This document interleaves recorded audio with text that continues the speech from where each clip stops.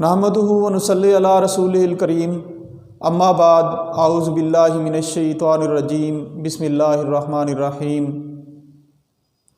تعریف اس خدا کی، اللہ پاک کی تعریف جس نے ہمیں امت مسلمہ سے پیدا کیا، پھر اس کا سب سے بڑا احسان ہم پر کہ ہمیں بغیر مانگے اپنے محبوب نبی صلی اللہ علیہ وسلم کی امت میں پیدا کیا، ان کا امتی بنا دیا، جن کا امتی بننے کے لیے کم از کم 1,24,000 پیغمبر یہ خواہش کرتے چلے آئے تھے کہ اے اللہ کاش ہمیں نبی نہ بناتا، ہمیں اپنے محبوب نبی صلی اللہ علیہ وسلم کا امتی بنا دیتا۔ یہ کائنات، دنیا، چاند، ستارے، سیارے، زمین، آسمان، سمندر، یہ سب اللہ تعالیٰ نے بنائے کس کی وجہ سے؟ اپنے محبوب نبی حضرت محمد صلی اللہ علیہ وسلم کی وجہ سے۔ اگر آپ صلی اللہ علیہ وسلم نے نہ آنا ہوتا تو یہ دنیا نہ ہوتی، یہ جہان نہ ہوتا، یہ سمندر نہ ہوتے، یہ انسان نہ ہوتے، یہ پہاڑ نہ ہوتے، یہ چرند پرند کچھ بھی نہ ہوتا۔ یہ سارا جو کارخانہ اللہ تعالیٰ نے سجایا ہے اپنے محبوب نبی صلی اللہ علیہ وسلم کی وجہ سے ہی سجایا ہے۔ ابھی حضرت آدم علیہ السلام مٹی اور گارے کے درمیان میں تھے، ابھی اللہ تعالیٰ ان کا وجود بنا رہا تھا، اللہ تعالیٰ ان کو پیدا کر رہا تھا، لیکن ہمارے نبی صلی اللہ علیہ وسلم کا وجود تھا۔ حضرت آدم علیہ السلام جب پیدا ہوئے، حضرت آدم علیہ السلام نے اوپر دیکھا، لکھا ہوا تھا محمد صلی اللہ علیہ وآلہ وسلم۔ حضرت آدم علیہ السلام نے اللہ پاک سے سوال کیا، یا اللہ یہ کون ہیں؟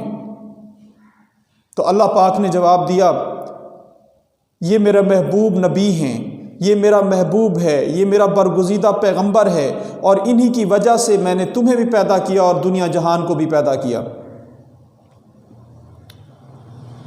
تو ہمیں اللہ تعالیٰ کا شکر ادا کرنا چاہیے کہ ہمیں تو بن مانگے اللہ تعالیٰ نے آپ صلی اللہ علیہ وسلم کی امت سے پیدا کر دیا، اور قیامت کے دن جنت میں سب سے پہلے آپ صلی اللہ علیہ وسلم کی امت جائے گی اور بعد میں دوسری امتیں جائے گی۔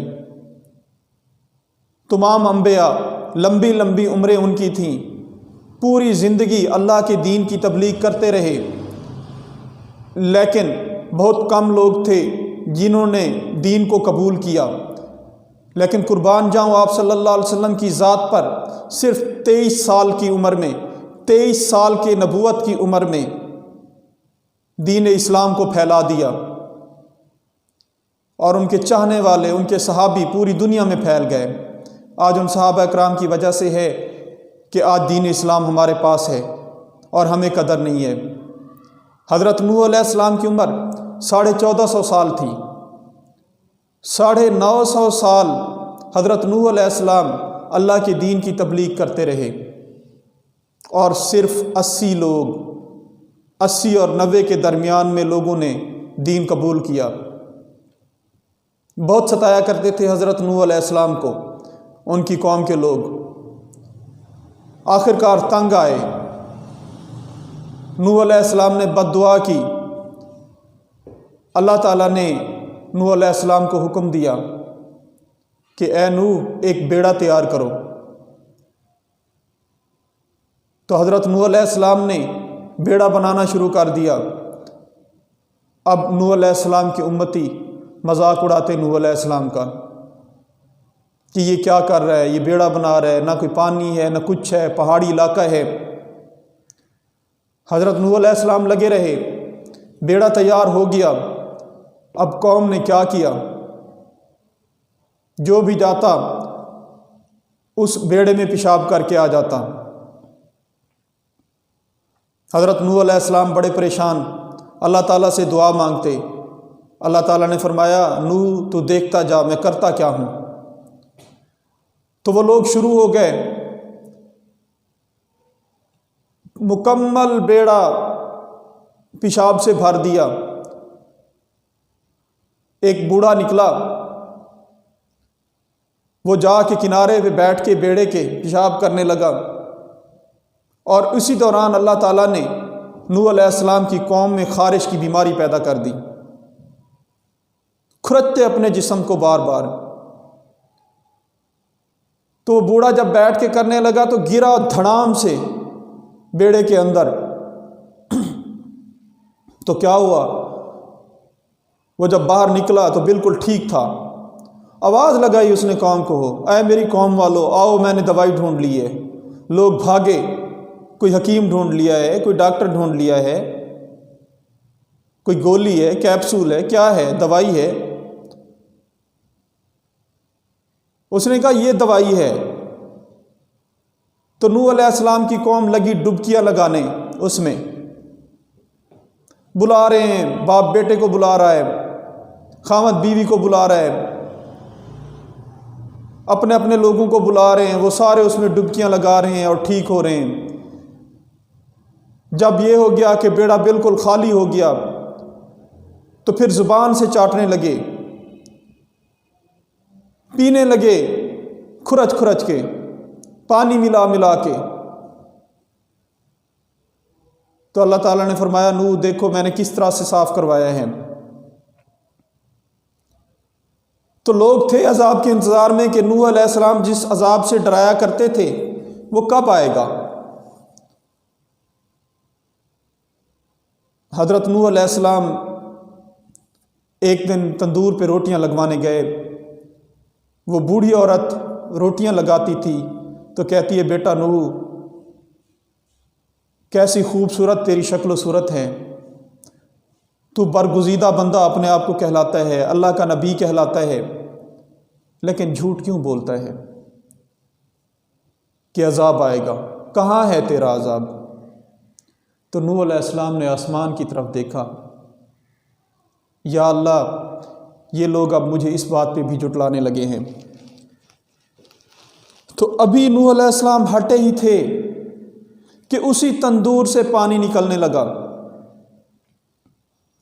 اور دیکھتے ہی دیکھتے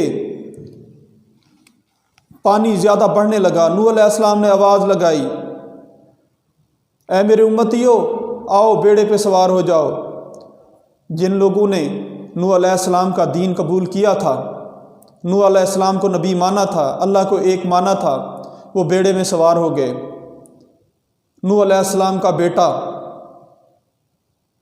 اس نے انکار کر دیا کہ میں تو نہیں آتا۔ نوح علیہ السلام منتیں کرنے لگے کہ اے میرے بیٹے آ جا، بچ جائے گا۔ تو نوح علیہ السلام کے بیٹے نے کہا کہ میں پہاڑ پہ چڑھ جاؤں گا۔ اللہ کا عذاب تھا، پانی بڑھا، پہاڑ کی چوٹیوں سے بھی اوپر چلا گیا۔ بیٹا نوح علیہ السلام کا نوح علیہ السلام کے سامنے ڈبکیاں کھانے لگا۔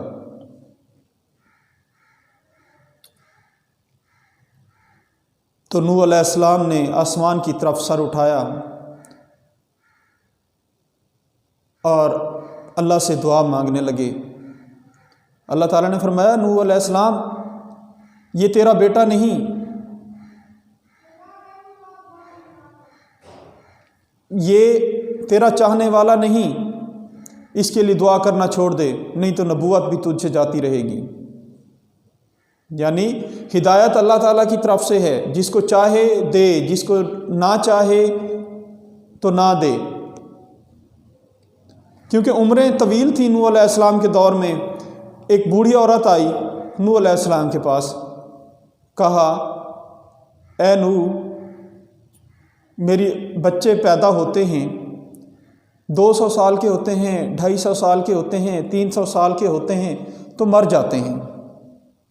تو حضرت نوح علیہ السلام مسکرانے لگے کہ اے اماں تو اس پہ رو رہی ہے، ایک امت ایسی آئے گی جس کی عمریں صرف 50 سال، 60 سال، 70 سال، میکسیمم 100 سال ہوں گی۔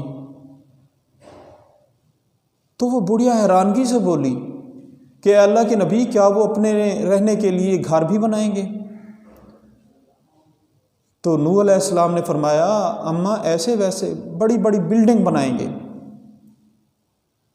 تو اس بڑھیا نے یہ جواب دیا، کاش کہ میں اس امت سے پیدا ہوتی اور میں اپنی پوری عمر ایک سجدے میں گزار دیتی۔ یہ تھے اللہ تعالیٰ کے چاہنے والے لوگ۔ تو ہمیں تو مفت میں یہ دین مل گیا جس کی آج ہم قدر نہیں کر رہے۔ خود ہمارے نبی صلی اللہ علیہ وسلم پر کتنی مشکلات آئیں، کفار نے کتنے مظالم ڈھائے، خانہ کعبہ میں نماز نہیں پڑھنے دیتے تھے۔ حضرت عمر رضی اللہ تعالیٰ عنہ اسلام قبول کر کے لے آئے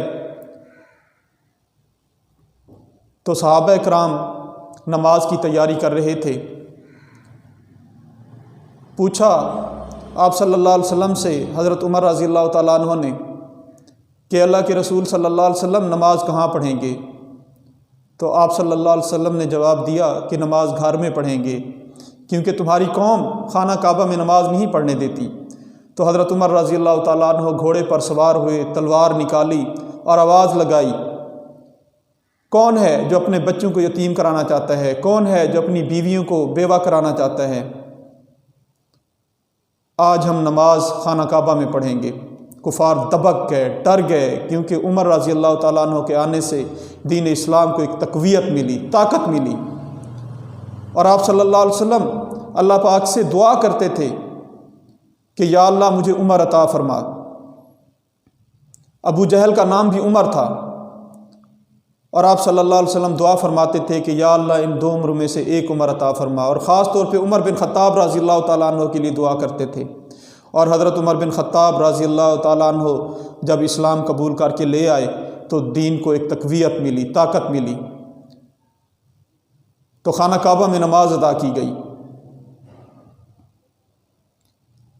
لوگ آپ صلی اللہ علیہ وسلم کو پتھر مارتے تھے۔ خانہ کعبہ میں ایک دن آپ صلی اللہ علیہ وسلم نماز پڑھ رہے تھے کہ ابو جہل نے اونٹ کی اوجھڑی لا کر آپ صلی اللہ علیہ وسلم کے اوپر رکھ دی۔ آپ صلی اللہ علیہ وسلم سجدے میں تھے۔ حضرت فاطمہ رضی اللہ تعالیٰ عنہ کو پتہ چلا، وہ آئیں، آپ صلی اللہ علیہ وسلم کی پیٹھ مبارک سے اوجھڑی اتاری اور رونے لگ گئیں۔ تو آپ صلی اللہ علیہ وسلم نے تسلی دی۔ اسی طرح آپ صلی اللہ علیہ وسلم جب طائف گئے دین اسلام کی تبلیغ کرنے کے لیے، تو طائف کے سرداروں نے آپ صلی اللہ علیہ وسلم کے پیچھے بدماش لڑکے لگا دیے، نکمے لڑکے لگا دیے، جنہوں نے آپ صلی اللہ علیہ وسلم کو پتھر مارے۔ ایسے پتھر مارتے آپ صلی اللہ علیہ وسلم کو کہ آپ صلی اللہ علیہ وسلم کے پاؤں لہولہان ہو گئے۔ چلتے چلتے آپ صلی اللہ علیہ وسلم بیٹھ جاتے، وہ رک جاتے، پھر آپ صلی اللہ علیہ وسلم چلنے لگتے، لڑکے پھر پتھر مارنے لگتے۔ اللہ تعالیٰ نے انہی گناہ گار آنکھوں سے وہ جگہ دکھائی ہے، وہ جگہ جہاں آپ صلی اللہ علیہ وسلم لہولہان ہوئے تھے، اس کو 4 دیواری میں بند کر دیا گیا ہے، وہاں پہ کوئی نہیں جا سکتا۔ اور چلتے چلتے ایک انگوروں کا باغ تھا، آپ صلی اللہ علیہ وسلم وہاں پہ جا کے بیٹھے۔ باغ کا ملازم آپ صلی اللہ علیہ وسلم کے پاس انگوروں کا خوشہ لے کر آیا، وہ اس وقت نان مسلم تھا۔ تو آپ صلی اللہ علیہ وسلم کو جب دیکھا اور چہرہ مبارک دیکھا تو اتنا گرویدہ ہوا کہ وہ مسلمان ہو گیا، اسلام قبول کر کے لے آیا۔ اور جہاں پہ آپ صلی اللہ علیہ وسلم کو انگوروں کا خوشہ دیا تھا، اسی ملازم کے نام سے، اسی نوکر کے نام سے، باغ کا جو نوکر تھا جو آپ صلی اللہ علیہ وسلم کے پاس انگوروں کا خوشہ لے کر آیا تھا، مسجد قائم ہے۔ تو جب لوگ وہاں کے مظالم ڈھا رہے تھے تو حضرت جبرائیل علیہ السلام آئے آپ صلی اللہ علیہ وسلم کے پاس کہ اے اللہ کے رسول صلی اللہ علیہ وسلم، اگر آپ کہیں تو میں ان 2 پہاڑوں کو ملا دوں، یہ قوم نیست و نابود ہو جائے گی۔ تو آپ صلی اللہ علیہ وسلم نے فرمایا جبرائیل یہ مجھے نہیں جانتے، بلکہ اللہ سے دعا کی کہ یا اللہ یہ مجھے نہیں پہچانتے کہ میں اللہ کا نبی ہوں، ان کی اولادیں مجھے قبول کریں گی، اسلام قبول کریں گی۔ آج وہی طائف ہے جو اسلام کا گڑھ ہے، جو اسلام کا قلعہ ہے۔ تو کتنے مظالم تھے جو کفار نے آپ صلی اللہ علیہ وسلم پہ ڈھائے۔ آپ صلی اللہ علیہ وسلم کو حکم ہوا اللہ تعالیٰ کی طرف سے کہ مدینہ کی طرف ہجرت کر جاؤ۔ جب کفار کے مظالم بڑھے، بلکہ کفار نے منصوبہ بنا لیا تھا کہ نعوذ باللہ آپ صلی اللہ علیہ وسلم کو قتل کر دیا جائے گا، تو اللہ پاک نے حکم دیا کہ مدینہ کی طرف ہجرت کر جائیں، اور یہ حکم ہوا کہ آپ رات کے وقت نکلیں اور حضرت ابوبکر صدیق رضی اللہ تعالیٰ عنہ کے گھر جائیں، اور وہ آپ کا ساتھ دیں گے اور آپ مدینہ کی طرف جائیں گے۔ جب آپ صلی اللہ علیہ وسلم نے اپنے گھر سے نکلنا تھا، باہر تشریف لانا تھا، تو کفار باہر کھڑے تھے انتظار میں۔ اللہ پاک نے حکم دیا کہ اے میرے محبوب صلی اللہ علیہ وسلم، نیچے سے مٹی اٹھا کے ان کے پھینک دو۔ تو آپ صلی اللہ علیہ وسلم نے ایسا کیا، اور وہ ایسے لگی جیسے مرچیں ہوں، ان کی آنکھیں بند ہو گئیں، اور آپ صلی اللہ علیہ وسلم تشریف لے گئے حضرت ابوبکر صدیق رضی اللہ تعالیٰ عنہ کے گھر۔ حضرت ابوبکر صدیق رضی اللہ تعالیٰ عنہ انہیں لے کے آگے بڑھے، اور اسی اثناء میں جب آپ صلی اللہ علیہ وسلم نے جانا تھا، حضرت علی رضی اللہ تعالیٰ عنہ کے ذمے جو کفار کی امانتیں تھیں وہ حضرت علی رضی اللہ تعالیٰ عنہ کے ذمہ لگائیں کہ آپ رات کو میرے بستر پہ سو جاؤں، قربان جاؤں حضرت علی المرتضیٰ رضی اللہ تعالیٰ عنہ پہ کہ آپ صلی اللہ علیہ وسلم کے بستر پر سوئے، اور ایسی سکون کی نیند سوئے۔ وہ کہتے ہیں کہ مجھے پوری زندگی ایسی سکون کی نیند نہیں آئی، کیونکہ مجھے اللہ کے رسول صلی اللہ علیہ وسلم نے فرمایا تھا کہ صبح اٹھ کے تم نے امانتیں واپس کرنی ہیں اور پھر میری طرف آنا ہے، مدینہ کی طرف ہجرت کرنی ہے۔ تو مجھے یقین تھا کہ میں صبح تو زندہ لازمی اٹھوں گا، باقی مجھے اس کے بعد بھی اور اس سے پہلے بھی یقین نہیں ہوتا تھا کہ میں رات کو سو رہا ہوں تو کیا میں صبح زندہ بھی اٹھوں گا۔ تو حضرت ابوبکر صدیق رضی اللہ تعالیٰ عنہ آپ صلی اللہ علیہ وسلم لے کر مدینہ کی طرف چلے۔ کفار نے پیچھا کیا، غار ثور اللہ تعالیٰ آپ سب کو لے جائے، تقریباً 3 سے 4 گھنٹے کا سفر پیدل ہے۔ اس وقت تو راستے بنے ہوئے ہیں، لیکن جب حضرت ابوبکر صدیق رضی اللہ تعالیٰ عنہ آپ صلی اللہ علیہ وسلم کو لے کر جا رہے ہوں گے، کیسا سین ہوگا، کیونکہ اس وقت تو سارے پہاڑ، اونچے اونچے پہاڑ تھے، اور پھر نبوت کا بوجھ حضرت ابوبکر صدیق رضی اللہ تعالیٰ عنہ نے اپنے کندھوں پہ آپ صلی اللہ علیہ وسلم کو بٹھایا اور پہاڑ پہ چڑھے اور غار ثور پہنچے۔ غار میں جب چھپے، اوپر سے ڈھکن دے دیا، حضرت ابوبکر صدیق رضی اللہ تعالیٰ عنہ نے اپنے کپڑے پھاڑ پھاڑ کے غار کے تمام سوراخ بند کیے۔ پہلے آپ صلی اللہ علیہ وسلم اندر نہیں گئے، پہلے حضرت ابوبکر صدیق رضی اللہ تعالیٰ عنہ نے جا کے غار کو بالکل سیو کیا، اپنے کپڑے پھاڑ پھاڑ کے بند کیے۔ آخری سوراخ بچ گیا، وہاں پہ حضرت ابوبکر صدیق رضی اللہ تعالیٰ عنہ نے اپنا پاؤں مبارک رکھ دیا، اور میرے نبی صلی اللہ علیہ وسلم آپ حضرت ابوبکر صدیق رضی اللہ تعالیٰ عنہ کی جھولی مبارک میں اپنا سر مبارک رکھ کر سو گئے۔ ایک موذی سانپ چھپا ہوا تھا غار کے اندر، تو اس نے پاؤں پہ ڈسنا شروع کر دیا۔ اب حضرت ابوبکر صدیق رضی اللہ تعالیٰ عنہ نے آپ صلی اللہ علیہ وسلم کو نہیں جگایا،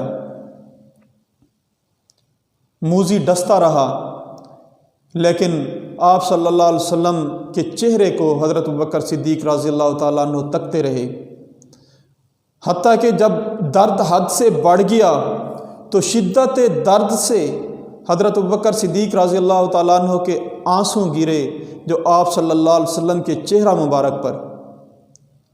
آپ صلی اللہ علیہ وسلم جاگ گئے، فرمایا صدیق کیوں روتے ہو؟ آپ کو پتہ نہیں اللہ ہمارے ساتھ ہے؟ تو حضرت ابوبکر صدیق رضی اللہ تعالیٰ عنہ نے فرمایا اے اللہ کے نبی صلی اللہ علیہ وسلم، میں اس لیے نہیں روتا کہ ہم غار میں چھپے ہوئے ہیں اور ہم اپنے گھر سے دور ہیں اور ہم کہیں سفر پہ جا رہے ہیں، بلکہ مجھے ایک سانپ ڈس رہا ہے۔ تو آپ صلی اللہ علیہ وسلم نے فرمایا کہ پاؤں ہٹاؤ۔ حضرت ابوبکر صدیق رضی اللہ تعالیٰ عنہ نے اپنا پاؤں مبارک ہٹایا۔ قربان جاؤں، آپ صلی اللہ علیہ وسلم نے اپنا لعاب مبارک اپنی انگلی سے لگا کر اور پاؤں پر لگایا اور درد جاتا رہا، زہر کا اثر ختم ہو گیا۔ پھر 3 دن 3 راتیں غار میں رہے۔ کفار آئے، غار کے دہانے پر پہنچے، دیکھا تو فاختہ نے انڈے دیے ہوئے تھے، مکڑی نے جالا بنا ہوا تھا۔ تو حضرت ابوبکر صدیق رضی اللہ تعالیٰ عنہ تھوڑا سا پریشان ہوئے، لیکن آپ صلی اللہ علیہ وسلم نے تسلی دی۔ جب کفار نے دیکھا کہ فاختہ کے انڈے پڑے ہیں اور مکڑی کے جالا بنا ہوا ہے تو واپس لوٹ گئے کہ غار کے اندر کوئی نہیں ہے۔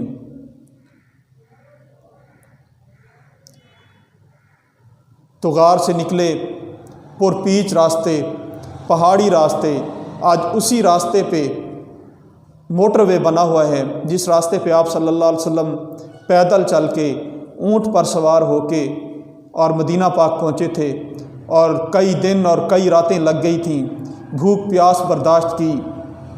آج ہم جاتے ہیں تو 4 ساڑھے 4 گھنٹے میں مکہ سے مدینہ پہنچ جاتے ہیں، اور جب جا رہے ہوتے ہیں تو عالم تخیل میں 1450 سال پیچھے کا جب سوچتے ہیں کہ کس طرح آپ صلی اللہ علیہ وسلم یہاں سے گزرے ہوں گے اور حضرت ابوبکر صدیق رضی اللہ تعالیٰ عنہ ساتھ ہوں گے اور کفار بھی پیچھا کر رہے ہوں گے، کیسا سین ہوگا، کیسا نظارہ ہوگا۔ تو آپ صلی اللہ علیہ وسلم نے بہت مشکلات برداشت کیں ہمارے لیے، اور پھر آپ صلی اللہ علیہ وسلم جب بھی سجدہ ریز ہوتے تو یا رب امتی، یا رب امتی، یا رب امتی، اے میرے رب میری امت کا کیا بنے گا، اے میرے رب میری امت کا کیا بنے گا۔ ایسا غمخوار نبی ہمیں ملا، اور ہم ہیں کہ آپ صلی اللہ علیہ وسلم کے بتائے ہوئے راستے پر نہیں چلتے۔ ہم دنیا داری میں اتنا پھنس گئے ہیں کہ نہ ہماری نماز ہے، نہ ہمارا روزہ ہے، نہ ہم والدین کی اطاعت کرتے ہیں۔ کئی احادیث مبارکہ ہیں والدین کے احترام کے لیے۔ ایک دفعہ آپ صلی اللہ علیہ وسلم مسجد نبوی میں تشریف لائے تو پہلی سیڑھی پر قدم مبارک رکھا اور فرمایا آمین، دوسری سیڑھی پر قدم مبارک رکھا اور فرمایا آمین، تیسری سیڑھی پر قدم مبارک رکھا اور فرمایا آمین۔ تو صحابہ کرام حیران ہوئے اور سوچا کہ آپ صلی اللہ علیہ وسلم پہلے تو تشریف لاتے تھے، پہلے تو کبھی آپ صلی اللہ علیہ وسلم نے آمین نہیں فرمایا۔ تو صحابہ کرام نے آپ صلی اللہ علیہ وسلم سے پوچھا، یا رسول اللہ صلی اللہ علیہ وسلم آج آپ آمین کہہ رہے تھے۔ تو آپ صلی اللہ علیہ وسلم نے فرمایا کہ میں نے پہلی سیڑھی پر قدم مبارک رکھا تو جبرائیل علیہ السلام آئے، اور جبرائیل علیہ السلام نے فرمایا کہ برباد ہوا وہ شخص جس کو والدین اس کے بڑھاپے کی حالت میں ملے اور وہ ان کی خدمت کر کے اپنی بخشش نہ کرا سکا۔ والدین کے احترام میں آپ صلی اللہ علیہ وسلم کی کئی احادیث ہیں۔ ماں کے قدموں میں جنت کہا گیا، آپ صلی اللہ علیہ وسلم نے فرمایا کہ ماں کے قدموں میں جنت ہے، اور آپ صلی اللہ علیہ وسلم فرمایا کرتے تھے کہ کاش کہ میری ماں زندہ ہوتی اور میں نماز پڑھ رہا ہوتا، میں قیام میں ہوتا اور میری ماں مجھے آواز دیتی محمد صلی اللہ علیہ وسلم، اور میں نماز توڑ کے بھاگتا اپنی ماں کے پاس۔ یعنی ماں باپ کو آپ صلی اللہ علیہ وسلم نے اتنی اہمیت دی۔ تو آپ صلی اللہ علیہ وسلم نے فرمایا کہ جب جبرائیل علیہ السلام نے یہ بد دعا دی کہ برباد ہوا وہ شخص جس کو والدین اس کے بڑھاپے کی حالت میں ملے اور وہ ان کی خدمت کر کے اپنی بخشش نہیں کرا سکا، تو میں نے فرمایا آمین۔ جب میں نے دوسری سیڑھی پر قدم مبارک رکھا تو جبرائیل علیہ السلام نے کہا کہ برباد ہوا وہ شخص جس کو اس کی زندگی میں رمضان المبارک ملا اور وہ روزے رکھ کے اور عبادت کر کے اپنی بخشش نہیں کرا سکا، تو میں نے فرمایا آمین۔ جب میں نے تیسری سیڑھی پر قدم مبارک رکھا تو جبرائیل علیہ السلام نے فرمایا کہ برباد ہوا وہ شخص جس کے سامنے آپ صلی اللہ علیہ وسلم کا نام مبارک آیا اور اس نے درود نہیں پڑھا، تو میں نے فرمایا آمین۔ اندازہ لگائیے، سوچئے کہ بد دعا دینے والا جبرائیل علیہ السلام اور آمین کہنے والے رحمت للعالمین صلی اللہ علیہ وسلم جو تمام جہانوں کے لیے رحمت بن کر آئے ہیں۔ تو ہمیں اپنے والدین کا احترام کرنا چاہیے، اپنے والدین کی خدمت کرنی چاہیے، کیونکہ والدین کی خدمت میں عظمت ہے، اور رمضان المبارک میں 27 گنا ثواب بڑھ جاتا ہے نیکیوں کا، نمازوں کا۔ تو ہمیں رمضان کی قدر کرنی چاہیے، کیونکہ رمضان مبارک تو ہر سال آئے گا، ہمیں کنفرم نہیں ہے کہ ہم ہوں گے یا نہیں ہوں گے۔ تو جو رمضان ہمیں مل جاتا ہے ہمیں اس کی قدر کرنی چاہیے، برائیوں سے بچنا چاہیے، نیکی کی طرف راغب ہونا چاہیے۔ اور درود پاک وہ واحد نسخہ ہے جس کی قبولیت کی تصدیق ہے۔ درود پاک ہی واحد چیز ہے کہ آپ پڑھتے ہیں، بے شک آپ کے ذہن میں ریاکاری ہے لیکن پھر بھی اس کا اجر آپ کو ملے گا۔ نماز، روزہ، حج، زکوٰۃ اگر ریاکاری کی نیت سے کرتے ہیں تو اس کا صلہ جہنم ہے، لیکن درود پاک اگر پڑھتے ہیں تو درود پاک کی نیکی ہے۔ اور جب ہم درود پاک پڑھ رہے ہوتے ہیں تو آپ صلی اللہ علیہ وسلم کو بتایا جاتا ہے کہ فلاں ابن فلاں نے درود پاک بھیجا ہے، اور آپ صلی اللہ علیہ وسلم اس کا جواب بھی دیتے ہیں۔ اور درود پاک کی کثرت سے ہی آپ صلی اللہ علیہ وسلم کی زیارت بھی نصیب ہوتی ہے، درود پاک کی کثرت سے ہی مکہ اور مدینہ کا دیدار ہوتا ہے، اللہ تعالیٰ کے گھر خانہ کعبہ کا دیدار ہوتا ہے، مسجد نبوی کا، آپ صلی اللہ علیہ وسلم کے روضہ اقدس کا دیدار ہوتا ہے، اور یہ آزمایا ہوا نسخہ ہے۔ اور کوشش کیجئے کہ درود پاک باوضو پڑھیے۔ باوضو رہنے کے بہت سے فوائد ہیں، کئی احادیث میں آیا ہے، دنیاوی بھی فوائد ہیں اور اخروی بھی فوائد ہیں، کیونکہ درود پاک وضو کرنا ہی نیکی کا کام ہے، وضو کا بھی ثواب ہے، اور پھر جب بندہ باوضو ہوگا اور درود پاک پڑھے گا تو درود پاک کا اجر زیادہ ملے گا۔ اور خاص طور پہ آپ صلی اللہ علیہ وسلم کا نام محمد صلی اللہ علیہ وسلم، کوشش کیجئے کہ جب تک آپ کو وضو نہ ہو یہ نام مبارک آپ کی زبان پہ نہ آئے۔ ویسے کوئی گناہ نہیں ہے، لیکن عزت و تکریم کی خاطر جب آپ صلی اللہ علیہ وسلم کے نام مبارک کو اتنی عزت دیں گے تو اللہ پاک آپ کو دنیا میں بھی عزت دے گا اور آخرت میں بھی عزت دے گا۔ اللہ پاک آپ سب کو اپنے گھر کا دیدار کرائے، عمرہ حج کی سعادت نصیب فرمائے، اور روضہ اقدس صلی اللہ علیہ وسلم کی زیارت نصیب فرمائے، اور سلام کرنے کی توفیق عطا فرمائے۔ وہاں پہ جا کے اللہ تعالیٰ نے مجھے 2 دفعہ یہ شرف بخشا،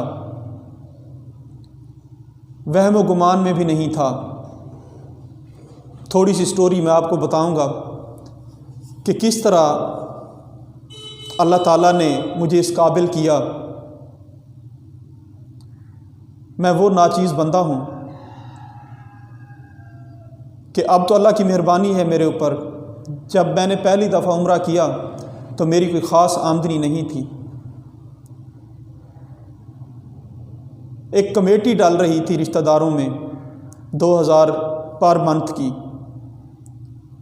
اور شرط یہ تھی کہ جس کے لیے بھی نکلے گی، جس کی کمیٹی نکلے گی، 1 لاکھ روپے کی کمیٹی تھی، وہ عمرے پہ ہی لگائے گا، کہیں اور نہیں لگا سکے گا۔ تو اللہ کا نام لے کر کمیٹی ڈال دی،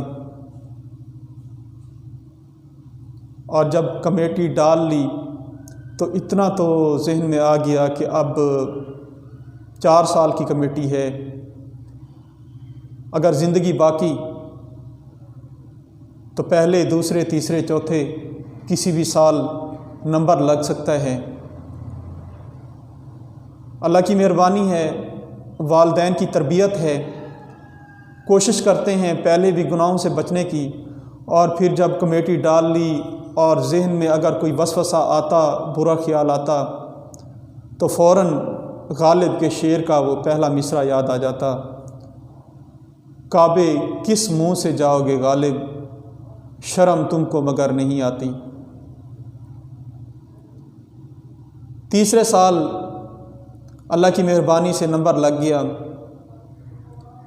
کمیٹی میرے اکیلے کی تھی،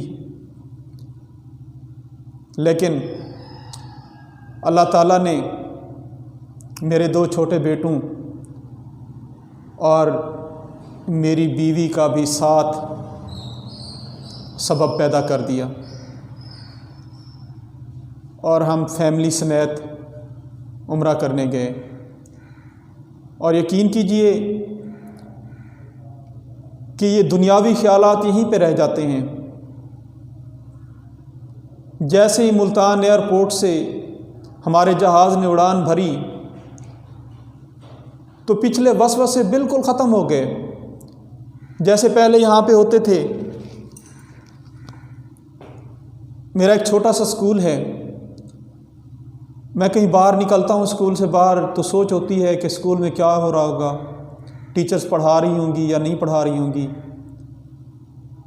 بچوں کو اسکول سے کون گھر پہنچائے گا، اس طرح کے ذہن میں خیالات، گھرداری، دنیا داری، یہ سارا کچھ ذہن میں آتا ہے۔ لیکن جب جہاز نے اڑان بھری، پیچھے بوڑھے والدین بھی تھے، میں جن کے پاس ہوتا ہوں کوشش کرتا ہوں ان کی خدمت کرنے کی، لیکن میں اپنے والدین کو بھی اکیلا چھوڑ کے جا رہا تھا۔ میرا ایک بیٹا اور بیٹی بھی پیچھے تھے، لیکن وہ ذہن سے بالکل سارا کچھ ختم ہو گیا، اللہ کے حوالے ہو گیا کہ اب ان سب کا اللہ مالک ہے۔ بچے اسکول سے کیسے جائیں گے وہ میری ٹینشن نہیں ہے، کیونکہ میں اللہ کے کام پہ جا رہا ہوں۔ اور 1 مہینہ وہاں پہ رہے، بڑا پرسکون، اور ذہن میں آتا کہ 39 سالہ زندگی ہم نے ضائع کر دی ہے۔ اگر کوئی زندگی ہے تو یہی ہے، کیونکہ مکہ پاک میں اور مدینہ منورہ میں اگر دوڑ ہوتی تھی تو نماز کے لیے، اگر دوڑ ہوتی ہے تو تہجد کے لیے، اگر دوڑ ہوتی ہے تو طواف کے لیے، اگر دوڑ ہوتی ہے تو عمرہ کے لیے، یعنی نیکیاں سمیٹنے کے لیے دوڑ ہوتی ہے وہاں پہ جب بندہ وہاں پہ پہنچ جاتا ہے۔ تو اللہ پاک کا لاکھ لاکھ احسان، اللہ پاک سے وہاں پہ دعا کی، طواف کرتے ہوئے، عمرے کرتے ہوئے، بار بار گڑ گڑا کے اللہ تعالیٰ سے دعا کی کہ یا اللہ ہر سال اپنے گھر کی زیارت نصیب فرما، ہر سال روزہ اقدس پہ حاضری دینے کی توفیق عطا فرما۔ تو اللہ تعالیٰ نے وہ دعا قبول کی، 1 سال چھوڑ کے، اور اس سے اگلے سال میں نے خاص طور پہ رمضان المبارک میں عمرہ کی دعا مانگی تھی۔ اللہ تعالیٰ نے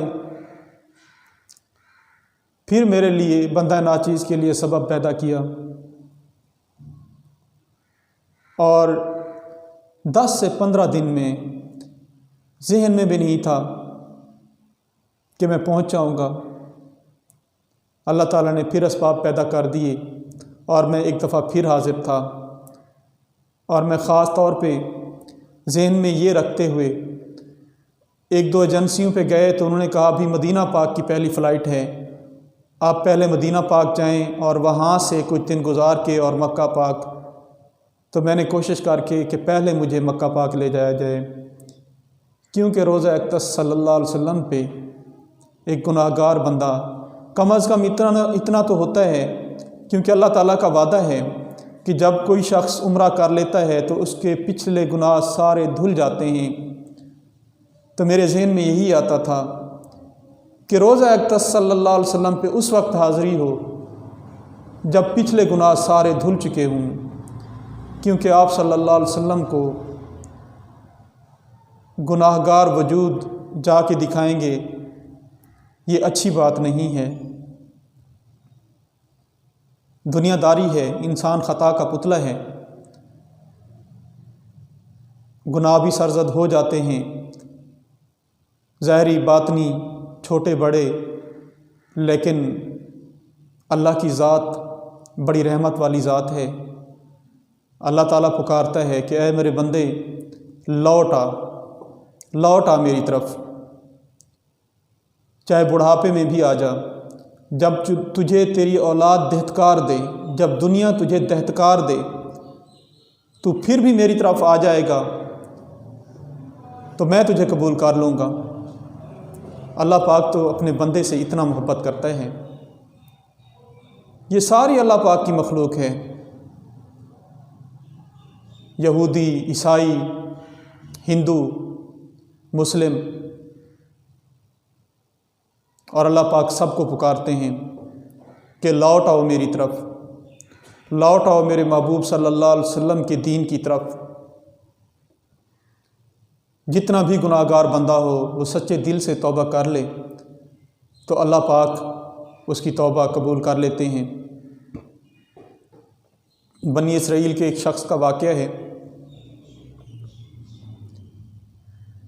کہ وہ نان مسلم تھا، وہ بت اپنے سامنے رکھ کے اور اس کی عبادت کرتا اور یا صنم پکارتا۔ تو ایک رات ایسا ہوا کہ یا صنم پکارتے پکارتے اس کو اونگ آ گئی، تو انجانے میں یا صنم کی بجائے یا صمد پکار گیا۔ تو اللہ تعالیٰ نے فوراً جواب دیا، جی میرا بندہ۔ فرشتے بول پڑے کہ یا اللہ، اس نے تجھے تو نہیں پکارا، وہ تو اپنے صنم کو پکار رہا تھا اور غلطی سے پکار گیا یا صمد۔ تو اللہ تعالیٰ نے فرمایا کہ اے فرشتوں، پھر میرے اور صنم کے درمیان میں کیا فرق رہ جائے گا؟ اس شخص کو فوراً آواز آئی کہ کسی نے مجھے جواب دیا ہے کہ جی میرے بندے۔ اس کی آنکھ کھلی فوراً، تو فوراً اس کے ذہن میں آیا کہ لگتا ہے میں کچھ غلط کر گیا ہوں، میں کچھ غلط پکار گیا ہوں۔ تو اس کے ذہن میں آیا کہ یا صنم کی بجائے میں یا صمد پکار گیا ہوں، اور یہ بھی اسے پتہ تھا کہ صمد تو اللہ تعالیٰ کے ناموں میں سے ایک نام ہے۔ تو اس کی کایا پلٹ گئی، وہ فوراً سچے دین کی طرف واپس آ گیا۔ تو اللہ تعالیٰ تو انتظار میں ہے کہ کب میرا بندہ میری طرف لوٹے، کب وہ اپنے گناہوں سے لتھڑی ہوئی زندگی سے آزاد ہو جائے، چاہے بڑھاپے میں آ جائے، نوجوانی میں آ جائے، بچپن، لڑکپن، اپنی زندگی کے کسی بھی حصے میں آ جائے، تو اللہ تعالیٰ کو تو اپنا بندہ قبول ہے، کیونکہ اللہ پاک اپنے بندے سے 70 ماؤں سے زیادہ پیار کرتا ہے۔ میں اکثر پڑھاتے ہوئے جب مذہبی ٹاپک کی طرف آتا ہوں تو اپنے اسٹوڈنٹ سے ایک سوال کرتا ہوں کہ جاؤ بیٹے، آج اپنے گھر پہ تجربہ کرو، اپنی ماں کو بلاؤ، امی ایک دفعہ جواب دے گی پیار سے، جی میرے بیٹے، دوسری دفعہ بلاؤ، تیسری دفعہ بلاؤ، جب 4-5 دفعہ بلاؤ گے نا تو تنگ آ جائے گی، وہ پھر سرائکی میں کہا کرتا ہوں کہ کہے گی پھوٹ مردیں کیا ہے۔ اور اللہ پاک کو جتنی دفعہ زیادہ دفعہ پکارو گے اللہ پاک خوش ہوتا ہے، اللہ پاک جواب دیتا ہے۔ رات کا وقت، آدھی رات کا وقت اللہ تعالیٰ کو بڑا محبوب وقت ہے۔ ہم تو دنیا داری میں اتنے پھنسے ہوئے ہیں کہ اگر کوئی ہمیں مشکل پیش آتی ہے تو ہم کہتے ہیں کہ فلاں نے ہمارے اوپر تعویذ کر دیا، فلاں ہمارے خلاف ہے، فلاں پیٹھ پیچھے میرا گلہ کرتا ہے، اللہ تعالیٰ کو بھولے ہوئے ہیں۔ لیکن حقیقت یہی ہے کہ جب اللہ کی طرف لو لگائیں گے، اللہ کی طرف مڑ جائیں گے، اللہ پاک کو یاد کریں گے، تو پھر دنیا میں ہمارا کوئی دشمن نہیں، دنیا میں ہمارا کوئی حاسد نہیں، کوئی حسد کرنے والا نہیں دنیا سے۔ پھر اللہ پاک ہی ہمارا محافظ بن جائے گا۔ اور رات کو، آدھی رات کے وقت اللہ پاک آواز لگاتے ہیں، ہے کوئی رزق مانگنے والا، ہے کوئی اولاد مانگنے والا، ہے کوئی مال دولت مانگنے والا، ہے کوئی عزت و جاہ مانگنے والا۔ اور وہ ہی اللہ کے محبوب بندے ہوتے ہیں جو رات کو سخت سردی کے عالم میں، جاڑے کے عالم میں اپنے گرم لحاف سے اٹھتے ہیں، وضو کرتے ہیں اور اللہ کے حضور سجدہ ریز ہو جاتے ہیں، اپنے گناہوں کی معافی مانگتے ہیں، اپنی پیش کرتے ہیں، جو چیز انہیں ضرورت ہوتی ہے ان کے لیے دعا کرتے ہیں، تو اللہ پاک پھر عطا بھی کرتا ہے۔ میرا آزمایا ہوا واقعہ ہے، کبھی کبھار اللہ تعالیٰ مجھے بھی موقع دے دیتا ہے۔ یہ میں صرف آپ لوگوں کو اس لیے بتا رہا ہوں کہ اللہ پاک آپ کے دل میں بھی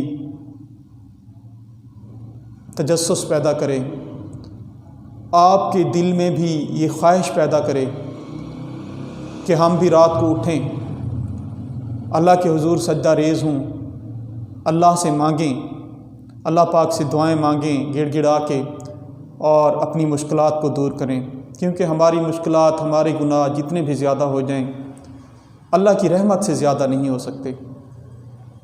ایک دفعہ ایسا ہوا کہ میں نے کسی کو پیسے دینے تھے اور میرے لیے وہ کافی اماؤنٹ تھی، آخری دن تھا، یعنی کل میرا وعدہ آ گیا تھا، میں نے دینا تھا۔ مجھے اور تو کوئی راستہ نظر نہیں آیا، میں رات کو اٹھا، وضو کیا، 2 نفل پڑھی اور گڑ گڑا کے اللہ پاک سے دعا مانگی کہ یا اللہ تیرے سوا مجھے کوئی نظر نہیں آتا، اپنے غیبی خزانے سے مدد فرما۔ یقین جانیے میں یہ دعا کر کے سو گیا، صبح اٹھا، میں اپنے سکول آیا، اس دن میری ریکارڈ فیسیں اکٹھی ہوئیں اور میں نے جتنی اماؤنٹ دینی تھی 10 سے 11 بجے تک وہ میری اکٹھی تھی۔ تو پھر اللہ تعالیٰ پہ یقین بن جاتا ہے۔ اللہ پاک اپنے بندے کو رسوا نہیں کرتا کہیں بھی۔ ہاں، جب ہم اللہ کو بھول جاتے ہیں، جب ہم کسی اور کی طرف دیکھنے لگ جاتے ہیں، کسی آدمی کی طرف دیکھنے لگ جاتے ہیں، کسی پیر کی طرف دیکھنے لگ جاتے ہیں، تو پھر اللہ تعالیٰ بھی ہم سے ناراض ہو جاتا ہے اور پھر ہمیں اپنے سے دور کر لیتا ہے۔ ذہن میں رکھیے کہ ہمارا گھر ہے فرض کیا، ہم اس شخص کو اپنے گھر میں اندر آنے دیتے ہیں جو ہمیں پسند ہوتا ہے، جس کو ہم چاہتے ہیں، جس کی ہمارے ساتھ صلح ہوتی ہے۔ ہم ایسے بندے کو ناپسند کرتے ہیں جو ہمارے ذہن میں ہمارا دوست نہیں بلکہ حاسد ہے، ہم سے دشمنی کرتا ہے، تو اللہ پاک کا گھر کیا ایسا گیا گزرا ہو گیا ہے کہ اس میں ہر ایرا غیرہ بندہ اٹھ کے چلا جاتا ہے؟ نہیں، اللہ تعالیٰ کی قبولیت ہوتی ہے۔ اللہ تعالیٰ اپنے محبوب بندوں کو اپنے گھر میں بلاتا ہے، اور محبوب بندے ہی اللہ پاک کے گھر میں جاتے ہیں۔ تو اللہ پاک ہمیں بار بار اپنے گھر میں بلائے، بار بار ہمیں روزہ اقدس کی زیارت کرنے کی توفیق عطا فرمائے، نیکیاں سمیٹنے کی توفیق عطا فرمائے، اپنے والدین کی خدمت کرنے کی توفیق عطا فرمائے۔ آخری 2-3 احادیث کے ساتھ اختتام کروں گا کہ والدین، بہن بھائی دنیا میں جو ہمیں بہت زیادہ پیارے ہیں، پہلی بات تو آپ صلی اللہ علیہ وسلم نے فرما دیا کہ وہ شخص اس وقت تک مومن نہیں ہو سکتا، کوئی بھی شخص اس وقت تک مومن نہیں ہو سکتا جب تک کہ میں اس کے لیے، اس کے والدین، اس کے اولاد، اس کے مال و جائیداد سے زیادہ محبوب نہ ہو جاؤں۔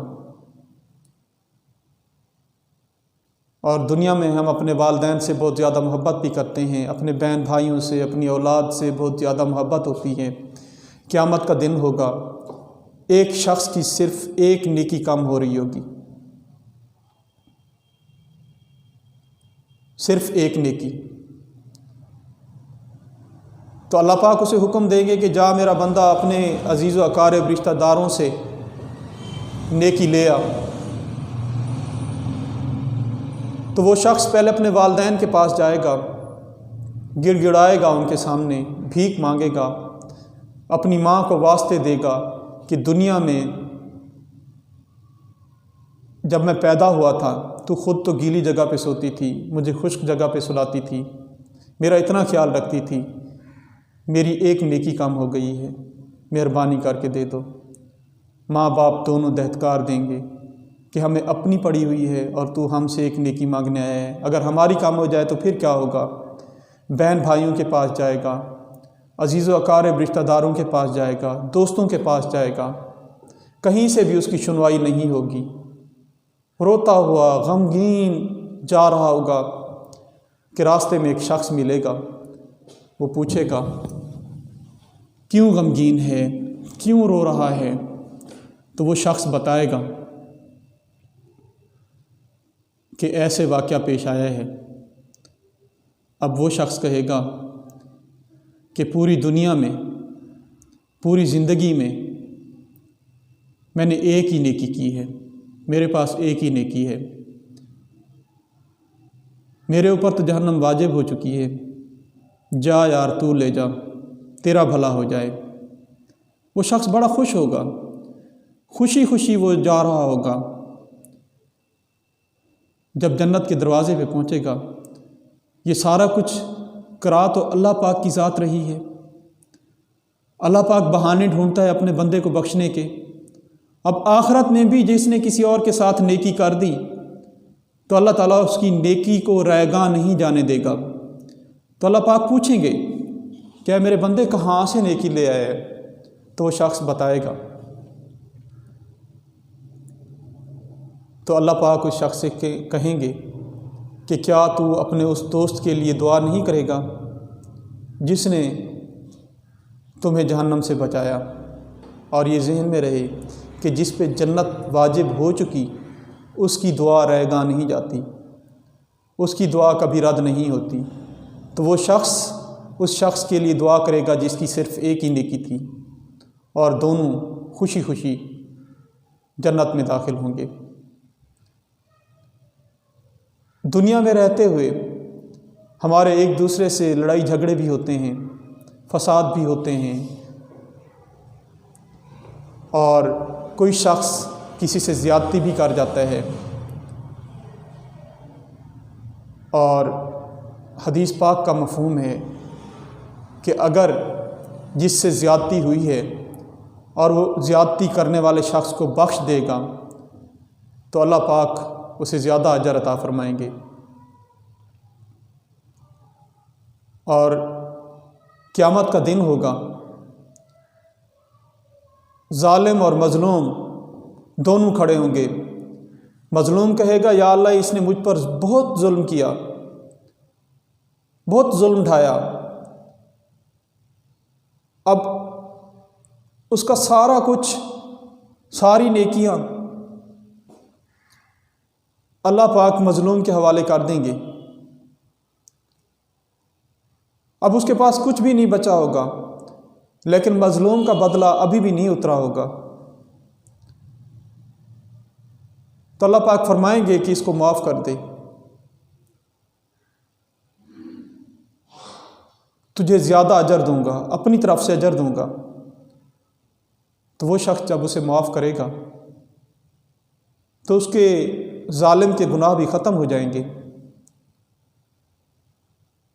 تو پھر دونوں میں ہاتھوں میں ہاتھ دے کے جنت میں داخل ہو رہے ہوں گے، لیکن صورت یہی ہوگی کہ دونوں کلمہ گو ہوں گے، کیونکہ حدیث شریف کا مفہوم ہے کہ جس کسی کے بھی دل میں رائی برابر ایمان ہوگا، وہ شخص جس کے دل میں رائی برابر بھی ایمان ہوگا اور اس نے کلمہ طیبہ پڑھا ہوگا، وہ کبھی نہ کبھی جنت میں ضرور جائے گا۔ اللہ تعالیٰ چاہے تو اسے بخش کے اور فوری طور پہ جنت میں بھیج دیں، اور اگر چاہیں تو اس کے پچھلے گناہوں کی سزا دے کے اور اسے جنت میں بھیجیں۔ اور جنت میں جو آخری شخص داخل ہوگا اس کو دنیا و ما فیہا سے 7 گنا زیادہ دیا جائے گا۔ جب وہ جنت میں داخل ہوگا تو 50,000 غلام اس کا انتظار کر رہے ہوں گے، ہاتھوں میں کھانے اور پینے کی تشتریاں لے کر۔ تو ہر ایک سے لے کے کھاتا جائے گا، وہ ایک سے لے کے کھائے گا تو اس کی لذت بڑھے گی۔ دنیا میں تو یہ ہوتا ہے نا، ہمیں جتنی بھوک ہوتی ہے ہم اپنی بھوک کے مطابق، جیسے جیسے بھوک ہماری ختم ہوتی جاتی ہے تو ہمارا دل اکتاتا جاتا ہے کھانے سے،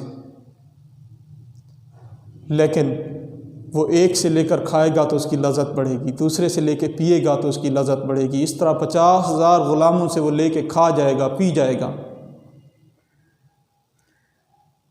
اور پھر وہ غلام کہیں گے کہ اے ہمارے آقا اب جائیں اپنے گھر کی طرف، اور وہاں پہ حوریں اس شخص کا انتظار کر رہی ہوں گی۔ تو دنیا تو عارضی ہے۔ قرآن پاک کی آیت ہے کل نفس ذائقۃ الموت، ہر ذی روح نے موت کا ذائقہ چکھنا ہے۔ اگر ہم تھوڑا سا پیچھے چلے جائیں، اکثر میرے ذہن میں آتا ہے کہ مجھے اپنے دادا پردادا تک کا پتہ ہے، پردادا تک کی قبر کا پتہ ہے کہ کہاں پہ ہے، ان سے پہلے لوگ کہاں گئے، ان کے آباء و اجداد کہاں گئے، نہیں پتہ۔ تو دنیا تو یہ ہے، دنیا تو یہ ہے کہ ایک عزیز ترین شخص کی موت ہوتی ہے، 1 دن 2 دن 3 دن لوگ بیٹھ کے روتے ہیں، ہر کوئی اپنے گھروں کو چلا جاتا ہے، اور آہستہ آہستہ اولاد کو بھی قرار آنا شروع ہو جاتا ہے، والدین کو بھی قرار آنا شروع ہو جاتا ہے، بیوی بھی سیٹل ہونا شروع ہو جاتی ہے۔ تھوڑے ہی عرصے میں سال گزرتا ہے، 2 سال گزرتے ہیں، 3 سال گزرتے ہیں، ہمارے وجود کا پتہ ہی نہیں ہوتا کہ اس نام کا کوئی شخص آیا تھا اس دنیا میں۔ محلے والے، عزیز و اقارب، رشتہ دار بھول جاتے ہیں۔ تو اگر کوئی زندہ رہے گا، اگر کسی کا نام زندہ رہے گا تو اس کا جس نے کوئی نیکیاں کی ہوں گی، جس نے کسی کے ساتھ بھلائی کی ہوگی۔ آج ہم قائد اعظم کا نام لیتے ہیں، علامہ اقبال کا نام لیتے ہیں، تو کس لیے لیتے ہیں؟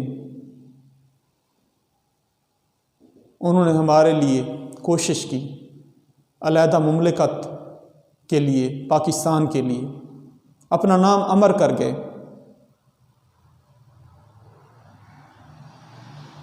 تو ہمیں بھی اپنے لیے ایسا مقام پیدا کرنا چاہیے۔ مر تو ویسے ہی جانا ہے، زندگی یہ دائمی نہیں ہے، لیکن کم از کم اتنا کوئی کام کر جائیں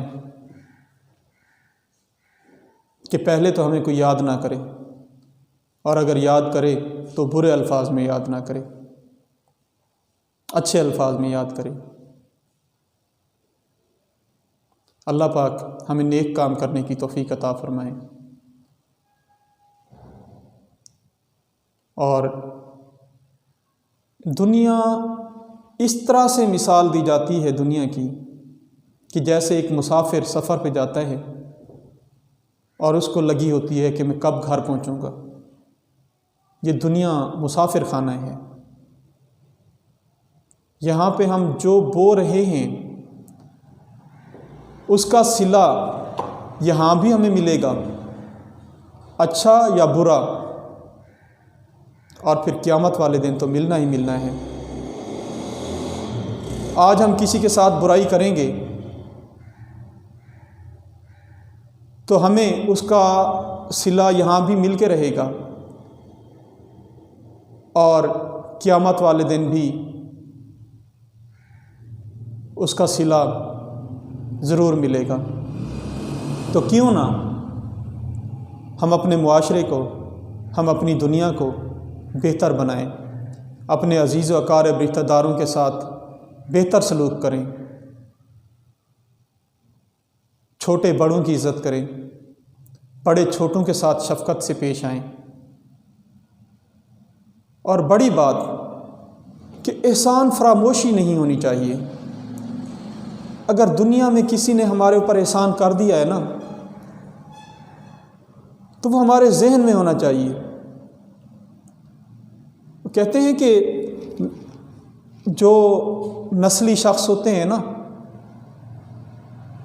اگر کوئی ایک گلاس پانی بھی دے دے تو انہیں یاد رہتا ہے، اور بے نسلے جو ہوتے ہیں انہیں خون بھی دے دو تو وہ خون بھی یاد نہیں رہتا۔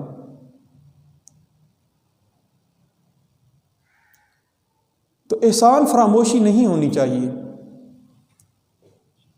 کم از کم اچھائی کا صلہ اچھائی سے نہیں دے سکتے تو برائی سے بھی نہ دیں، کسی کے ساتھ برا بھی نہ کریں، کسی کا برا بھی نہ چاہیں، کسی کے پیچھے نہ پڑ جائیں، حسد کی آگ میں نہ جلیں، غیبت نہ کریں، چغلی نہ کریں۔ پیٹھ پیچھے ہم کسی کا گلہ کر رہے ہوتے ہیں تو اپنے گناہ بڑھا رہے ہوتے ہیں، اپنی نیکیاں کم کر رہے ہوتے ہیں۔ تو دنیا کو دنیا سمجھ کر جئیں، تو پھر کیا ہوگا؟ ہماری دنیا، ہمارا معاشرہ بہتر ہو جائے گا۔ ہمارے لیے دنیا میں بھی آسانیاں ہوں گی، ہمارے لیے آخرت میں بھی آسانیاں ہوں گی۔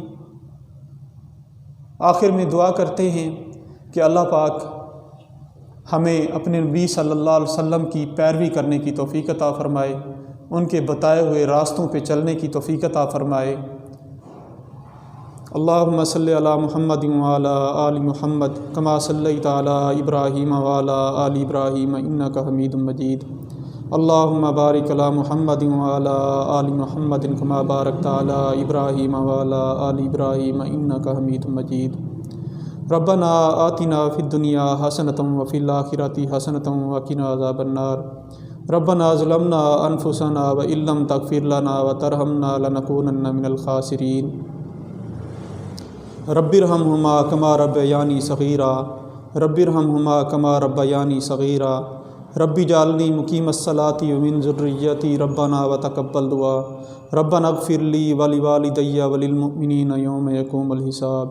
اے اللہ ہمارے گناہ معاف فرما، اے اللہ ہمیں بخش دے، اے اللہ ہمیں بخش دے، اے اللہ انسان ہونے کے ناطے ہم سے گناہ سرزد ہو جاتے ہیں، اے اللہ تو تو رحیم ہے، تو تو کریم ہے، تو تو بخشنے والا ہے۔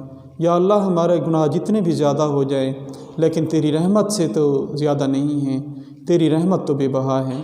اے اللہ اپنی رحمت کے صدقے ہمیں معافی عطا فرما۔ اے اللہ اپنے غیبی خزانوں سے ہماری مدد فرما۔ اے اللہ قرض داروں کے قرض عطا فرما۔ اے اللہ بے اولادوں کو اولاد نرینہ صالح عطا فرما۔ اے اللہ جن کو اولادیں دی ہیں ان کے اولادوں کو نیک بنا۔ اے اللہ ہمیں آپس میں پیار و محبت سے رہنے کی توفیق عطا فرما۔ ہم اپنے والدین کی خدمت کرنے کی توفیق عطا فرما۔ اے اللہ ہمارے والدین کو بخش۔ اے اللہ ہمارے پیر و اساتذہ کو بخش۔ اے اللہ وہ اساتذہ جنہوں نے ہمیں سیدھے راستے پہ چلایا، جنہوں نے ہمیں سیدھا راستہ دکھایا، جنہوں نے ہمیں انگلی پکڑ کے چلنا سکھایا، اے اللہ پاک اگر وہ زندہ ہیں تو بھی ان پر رحمت فرما۔ اے اللہ پاک جو ہمارے اساتذہ اس دنیا سے رخصت ہو چکے ہیں، اے اللہ پاک ان کے درجات بلند فرما۔ اے اللہ پاک ان کے گناہ معاف فرما۔ اے اللہ پاک ان کی بخشش فرما۔ اے اللہ ہمارے والدین کو صحت کاملہ عطا فرما۔ اے اللہ ہمارے والدین پہ اپنی رحمت عطا فرما۔ رب ارحمہما کما ربیانی صغیرا، رب ارحمہما کما ربیانی صغیرا۔ اے اللہ پاک ہمارے دوست و احباب، عزیز و اقارب، رشتہ دار جتنے بھی اس دنیا سے رخصت ہو چکے ہیں، یا اللہ ان کے درجات بلند فرما۔ یا اللہ میرے بڑے بھائی محمد اسلم، میرے دوست شفیق الرحمان، یا اللہ ان کو جنت الفردوس میں اعلیٰ مقام عطا فرما۔ یا اللہ میں نے اگر دنیا میں کچھ کھویا ہے تو ان دو کو کھویا ہے، یا اللہ ان کی بخشش فرما۔ اگر انسان ہونے کے ناطے ان سے کوئی گناہ سرزد ہو گئے ہیں تو یا اللہ ان کو معافی عطا فرما۔ یا اللہ یہ دونوں اشخاص میں تو ان کو قریب سے جانتا ہوں، توحید پرست تھے، یا اللہ تیری توحید کے ماننے والے تھے، تیرے نبی صلی اللہ علیہ وسلم کے سچے پیروکار تھے۔ یا اللہ انہیں معافی عطا فرما۔ یا اللہ ان کی بخشش فرما۔ یا اللہ جنت الفردوس میں اعلیٰ مقام عطا فرما۔ یا اللہ ہماری بخشش فرما۔ یا اللہ ہمیں گناہوں سے بچا۔ یا اللہ ہمیں دنیا آخرت میں عزت و احترام عطا فرما۔ یا اللہ ہماری دنیا بھی بہتر فرما، ہماری آخرت بھی بہتر فرما۔ یا اللہ ہمیں اپنے نبی پاک صلی اللہ علیہ وسلم کے بتائے ہوئے راستوں پہ چلنے کی توفیق عطا فرما۔ یا اللہ جب قیامت کا دن ہو تو آپ صلی اللہ علیہ وسلم کی شفاعت نصیب ہو۔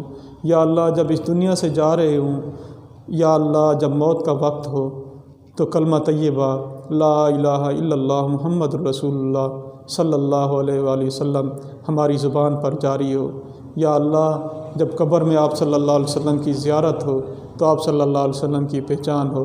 یا اللہ منکر نکیر کے سوالات آسان فرمانا۔ یا اللہ اپنی رحمت فرمانا۔ یا اللہ اپنی رحمت فرمانا۔ یا اللہ اپنی رحمت فرمانا۔ یا اللہ ہم تیری رحمت کے طلبگار ہیں، اپنی رحمت کے صدقے ہمارے تمام گناہ معاف فرما۔ دنیا میں حاسدین کے حسد سے بچا، دشمنی کی دشمنی سے بچا۔ یا اللہ آسانیاں پیدا فرما۔ یا اللہ رزق حلال عطا فرما۔ یا اللہ یہ رزق حلال وسیع عطا فرما۔ یا اللہ وافر مقدار میں عطا فرما۔ یا اللہ غربا یتیم ان کے سر پہ ہاتھ رکھنے کی توفیق عطا فرما۔ یا اللہ ان کی مدد کرنے کی توفیق عطا فرما۔ یا اللہ اپنے در سے مانگنے والا بنا۔ یا اللہ اپنے در سے مانگنے والا بنا، کسی اور کا محتاج نہ بنانا۔ یا اللہ کسی اور کا محتاج نہ کرنا۔ یا اللہ ہم سب کو معافی عطا فرما۔ یا اللہ ہم سب کو معافی عطا فرما۔ یا اللہ ہم معافی چاہتے ہیں، یا اللہ ہم سب کو معافی عطا فرما۔ اللہم صلی علی سیدنا مولانا محمد وبارک وسلم صلی علیہ وصلی اللہ تعالی علی خیر خلقہ محمد وعلی آلہ واصحابہ واہل بیتہ اجمعین آمین برحمتک یا ارحم الراحمین۔ لا الہ الا اللہ محمد رسول اللہ صلی اللہ علیہ وسلم۔